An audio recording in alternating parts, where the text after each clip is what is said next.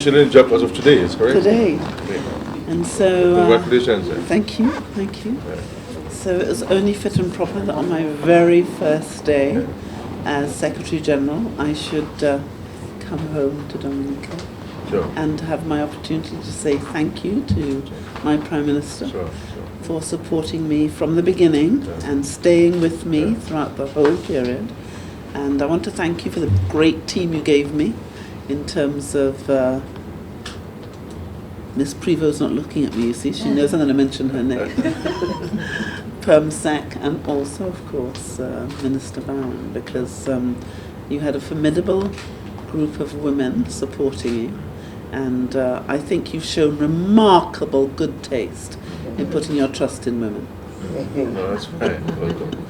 We wish you all the best. I guess it's another phase of the journey. Now that you are formally installed, we will continue to play our part as a member of the Commonwealth, and certainly with your presence as a Caribbean national, we will ensure that we also upgrade our participation in the Commonwealth, Commonwealth nations. So we remain committed to the Commonwealth. The Commonwealth is an important institution to us in the region. They have done a number of remarkable things, from education to law reform to observing elections and making very important recommendations on how to improve our electoral process. So the Commonwealth is an important part, and as you will know, they also will be assisting heavily in climate change and assisting member states, small states, to have the capacity to be able to take advantage of the large sums of resources that are available for climate resilient systems and mechanisms. So we look forward to this. And of course, the Commonwealth has played an important role in advocating on behalf of small states in respect to debt and the challenges of debt and the upgrading of small states in terms of the economic status that disqualifies us for debt forgiveness considerations, disqualifies us for special terms, low interest rates, notwithstanding our large debt. So I think that's one of the things I believe countries within the CARICOM and the Pacific, we always have joined forces together on those issues. And we hope that you will continue to champion very strongly those issues on behalf of all of us. It's a major concern that the international community fails to appreciate the vulnerabilities of the small states. And a lot of our debt, while some of it, we will admit, could have been avoided, but a large chunk of our debts in the small states is as a result of disasters. Take St. Kitts, for example.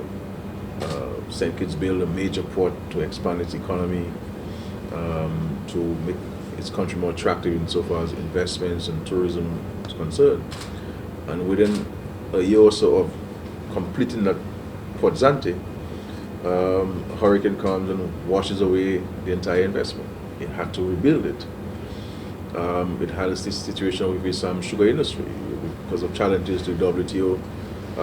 It had to get out of the sugar industry, displace thousands of sugar workers, and had to borrow money to address some of those economic fallouts. In cases like St. Vincent, for example, with the fallout from Baroness, it's a major export earner, major foreign exchange earner, major employer, especially in the rural communities. And because farmers were making money, quote unquote, making money in banana production, because you had a short market of selling weekly and having a weekly check,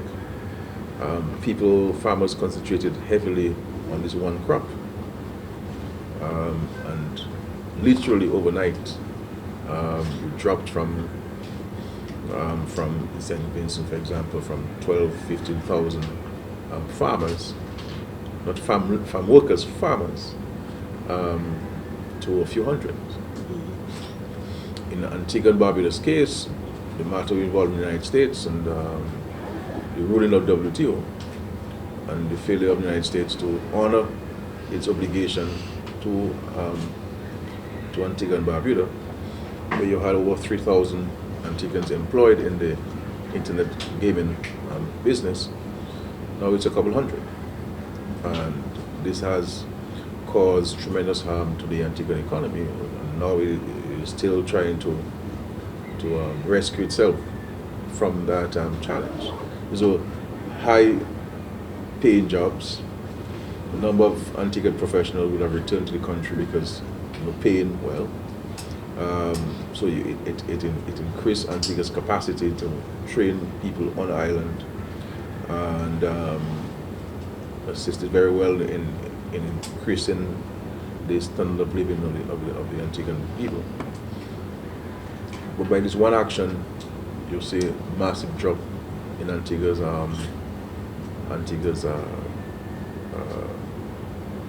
earnings, revenue, and that has posed tremendous fiscal challenges. In the OECS, we also have the issue of the banking sector, and tremendous challenges there in the recapitalization of a number of our banks or a number of our indigenous banks. So I think these are some of the issues which CARICOM and OECS heads will be very keen for you as the new Secretary General to champion, of course, the issues of children, the issues of women, the issues of men, social issues that we have to continue to look after. But I believe that if we can fix some of those economic issues, we can also fix some of the social issues because they're linked. If you look at all our spending in every Caribbean country, you'll see in the last 10 years we've had to increase dramatically our social spending. And I'm excluding health and I'm excluding education, just on social safety nets to provide housing for the disadvantaged, access to education, access to land tenureship, a number of social interventions. And even when you create access to education, you also have to provide the means of they taking advantage of the education. We spend tremendous sums of money in terms of tertiary education, but 90% of our people remain in the host country and do not return to help us build capacity. So while we are repatriating our foreign exchange, while yes there is remittances and so forth, and because of the global recession from 2008, there has been a drop in remittances. But I believe that if you can invest in the country and create better opportunities for people, then we could have them come here to create wealth within the country, and we will not be heavily dependent on remittances. But the issue of climate change is a major concern for us. We are major victims of this. While the studies show that we contribute, almost a speck of sand on the 7 Mile beach in the Cayman Islands to climate change. But we are one of the major victims of it. You look at Dominica, we have had to construct sea defense walls, every village in the country to protect homes and properties and families. You go to St. Vincent or St. Lucia, in St. Kitts, Antigua, you have a serious issue there: climate change, droughts, unusual weather patterns. Even here in Dominica, we should be now in the dry season, but we've been getting rain. We got rain for the whole of March, and April started with the same action. So we are really seeing a change of climatic conditions and patterns. If you spoke to somebody 10 or 15 years ago about St. Vincent or St. Lucia or Dominica, seeing flooding, we would simply laugh at you. Because we would receive, several inches of rain one day and they will all flow into the sea. Now with very little rain, there's flooding in St. Lucia, there's flooding in St. Vincent, there's flooding in Dominica. And therefore there's some actions which we have to take, but clearly we do not have the resources. You may know the challenge, but you may not have the means of addressing the challenge. So I think issue of climate change, and I want to commend the Commonwealth for agreeing at the last heads meeting to create this hub to provide technical and other support to small islands like ours in the Caribbean to assist us in preparing the necessary documentation, advising us on an approach we should take to access those much needed funds. What we'd like you to ensure in your advocacy on our behalf is that we need to remind the international community that time waits for no man. And the funds must be, the access to the funds must be expedited, and drawdown must be even more so. Otherwise, you have a challenge, because you borrow money from these international financial institutions in 2016, and you won't see actual work not before 2020 or 2023. So, if in 2016 it was urgent and nothing has been done to mitigate against this urgency, what would it be like in 2020 or 2023? So a lot of bureaucratic processes are placed on us, knowing our limited human capacities. But the loan is in effect, because there are so many aspects of the loan. The unit must be financed by the loan agreement. The consultants who come have to be financed by the loans, but no work. And you go to our budgets in every island, and you see that it is mentioned in every financial statement of the government before Parliament for 6-7 years. You understand? So what we keep saying to the international community is that we do not necessarily need more money. Let us use what has been pledged first. Let us consume it. Once we consume it, let us then do a review of where we are. And then if there's a need to give us more money, then let us pledge more money. But pledges alone are not going to solve the problem. It frustrates those who were affected. And there's a breakdown of trust, there's a breakdown of interest on our part. To go to these countries as leaders is costly. And what happens, we stop going. Because how many times can I travel to a European country for delegation and spend several days there at the expense of the taxpayers of the country? And only thing we get at the end is a communique that the press is fighting to see which sentence can be carried. If it's not placed on the Secretariat's website or the organizer's website, then it gets very little press coverage. And anxiety builds up, because if we don't mitigate against this hazard, you have a challenge. So you are now forced to go and borrow otherwise. You're forced to borrow otherwise rather than waiting for one of these years. I do not want to mention institutions here, because that's not really the purpose of our meeting. But the international financial institutions really have to revisit the approach of how they deal with countries. It's like if somebody's house is leaking, and it's leaking very badly, and they keep going to the banks, and the banks keep telling them, well, next one. It's not going to solve.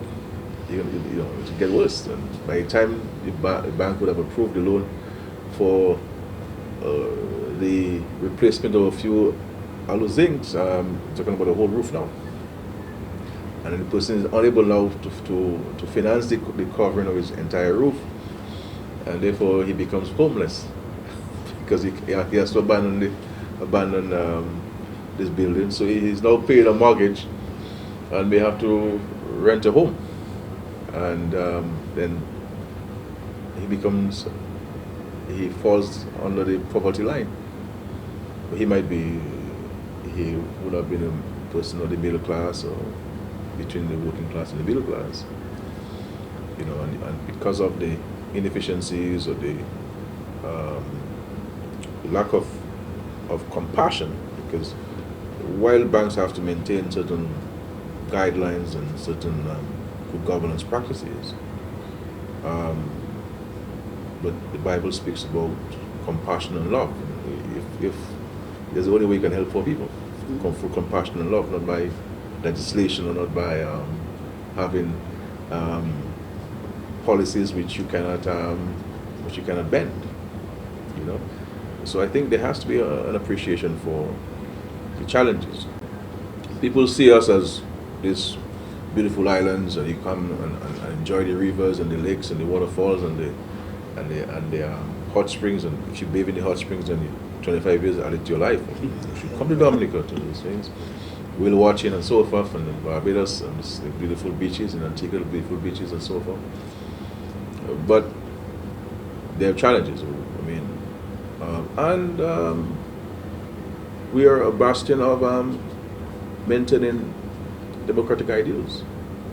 There is nowhere in the world, including in Europe or North America, where there is more democracy being practiced than the Caribbean. You know, you have an election today, the very same day they change the government. We've had some minor infractions in the past, yes, but you know, we don't have what we see happening. I mean, there's a real practice of democracy in our islands. I keep saying that it appears that we are being punished for being good students, well-behaved students. You know, so some, you know, some people feel that maybe if we start behaving badly, then there'll be more attention given to us and therefore more resources given to us. But we're not prepared to behave badly, even if the schoolmasters of the world do not pay attention to us. But we know that you are a formidable person. We know that you are a straight shooter. You know, you do not mix your words. You say it as it is, and as you see it, and as you know it. And we have no doubt that you will be a very strident advocate on behalf of your constituents. And I speak not only of Dominica, but the entire membership of the Commonwealth of Nations in the Caribbean.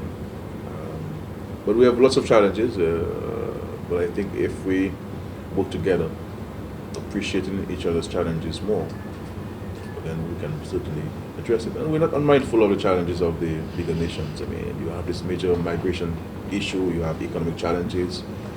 This is why we say, from Dominica's case, I will always maintain we do not need more money from you. Let us use up what we have first, and then we can talk about additional pledges. And I think if we were to achieve that and cause the resources to be utilized for the interventions identified mutually, then we will be in a better place. Yeah. But so I hope I have not caused you to think, oh God, what job did I go and take? But I know you've been around the circuit for a long time. You haven't been in high office and haven't traveled these islands. You've been to African countries, to Pacific, to India, to Pakistan, the Asian countries, and the Caribbean, you know very well. And I think you have a well-rounded understanding and appreciation of the different issues and challenges and opportunities which exist. And I believe you've been in a position to provide much needed guidance on how do we make things better, how do we build on the strengths and the positives, and how can we take advantage of the opportunities while we work on the challenges. So I think you're ably placed to see us through this next term. So I want to welcome you in your new capacity. The last time we met, you were the SG elect. Now I understand as of today, April 1st. It's an interesting day, but you know,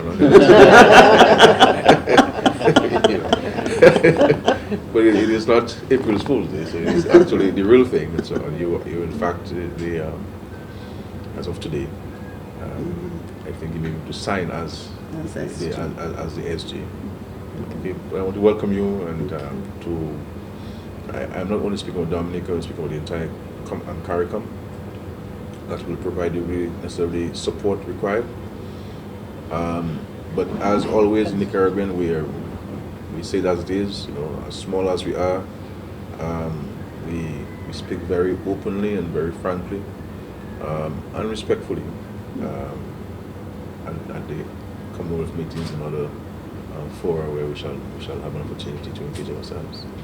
Well, Prime Minister, I'm really, really grateful to you for all that you've said and indeed the confidence in which you have placed in me. And I want to reassure you that April Fool's Day started in the United Kingdom until 12 noon, and we're now after 12 noon.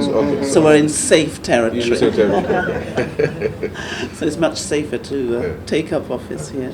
But all the things you've spoken of are things that are being echoed by many others, and I am grateful for you underlining them. The existential threat of climate change is real, and I think for countries in this region in the Pacific, we have tasted that reality, and it's been bitter because the difficulties are real.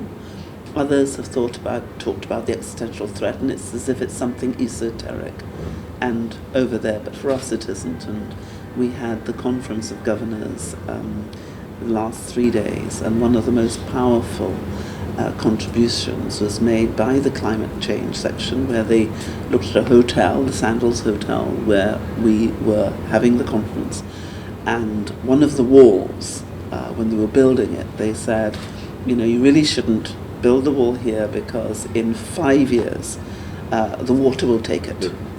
And they were then told you were wrong. It was not 5 years because the water took it in 3. So this is an omnipresent threat. But I am confident that if we all, 53 of us, work together, we can make a difference, because we did that in Paris.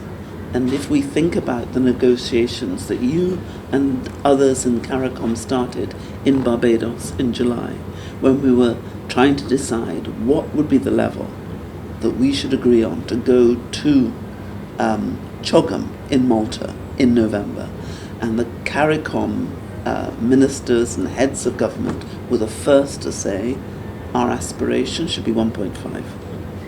Then, as you know, the Pacific Islanders met together in Papua New Guinea, and they added their voice to the Caribbean, 12 voices saying 1.5. So we now had 24 of us going to CHOGM. And then at CHOGM, you were brilliantly represented by the president, and there was a real fight as to whether 2% or 1.5 should be our aspiration. And many thought that we couldn't do it, and we wouldn't do it in the Commonwealth. But I think the Commonwealth really showed its mettle in Malta, because 52 of us did say 1.5, and 53 of us said 2%. And before CHOGM, all the skeptics were saying that was not doable. And I believe that if the Commonwealth hadn't come together with that aspirational 1.5 coming from all 5 regions, big, medium, small, and micro states, saying that all of us with one voice were going to push hard in each of those regions for 1.5, we would never have had Paris. So I hope that what Paris demonstrated to the world was the power that the Commonwealth can have to protect those who are most vulnerable and those who will become vulnerable if international efforts are not made. that we can make a huge difference, because I think none of us need to hesitate from understanding that it is our worlds that's at threat right now. And I agree with you about the issue of vulnerability. During a conference that I attended with the IMF and the World Bank and others in Rome, we raised the issue, and it was at the same time that just before the President was going to be presented to the Holy Father in Rome. That same week I was at the conference, and we did raise, or rather I raised very trenchantly with them, the whole issue of vulnerability and the inelegance of a GDP which can mean next to nothing when you are struck, as Dominica was struck, as Grenada was struck, as St. Vincent was struck, as St. Lucia was struck, and causes enormous damage to your GDP when it becomes meaningless. So everything you've said is something that I passionately agree with.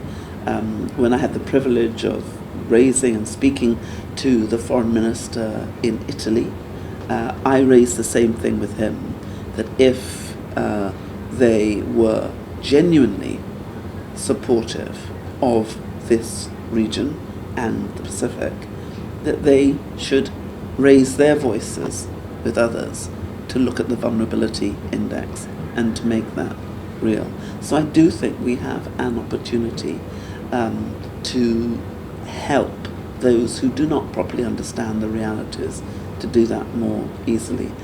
Issues on education. You know that I've said I want to put the wealth back into Commonwealth, but I also want to put the common back into wealth so that we all get to share. And the thing that I have seen as I have gone from country to country across the 53 nation states of the Commonwealth is that every Prime Minister and President to whom I've spoken has the same aspirations for their people and the same challenges and problems when we're looking at the problem of unemployed youth, a disaffected young population who feel that we, the adults, have had all the good times and there's no more good times to come, who need our passion, our love, our ability to nurture them, our belief in them to make the difference.